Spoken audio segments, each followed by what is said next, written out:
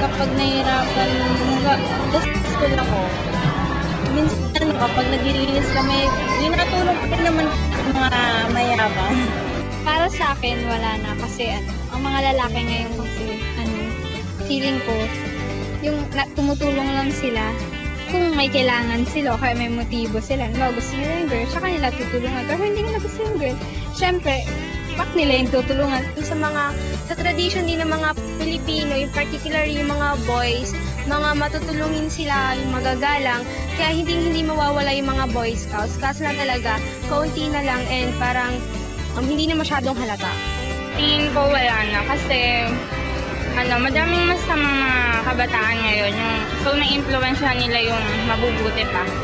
Meron pa kasi may nakakita pa ako dyan na gumagawa ng mga pagtulong sa kapwa, tumutulong sa matatanda, tumutulong sa mga babae. So para sa akin, meron pa talaga. Meron pa, pero hindi na katulad nung dati noon na masyadong marami. Unti na lang, parang gano'n. Sa tingin ko meron pa naman kasi hanggat merong naniniwala at na may Boy Scouts pa, nabubuhay pa rin yung legacy ng Boy Scouts hanggang ngayon. Saka hindi yan mamamatay kasi maraming pa rin mga kabataang lalaki ngayon ang gumagawa ng mabubuti para sa kanilang kapwa. Siguro tingin ko kung meron pa mga siguro kaunti na lang. Kasi karamihan ng kabataan ngayon kulang na sa disiplina. Meron.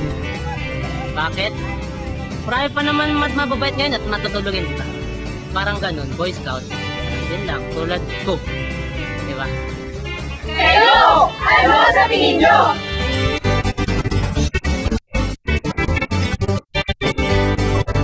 Ang KNN ay hatid sa inyo ng UNICEF.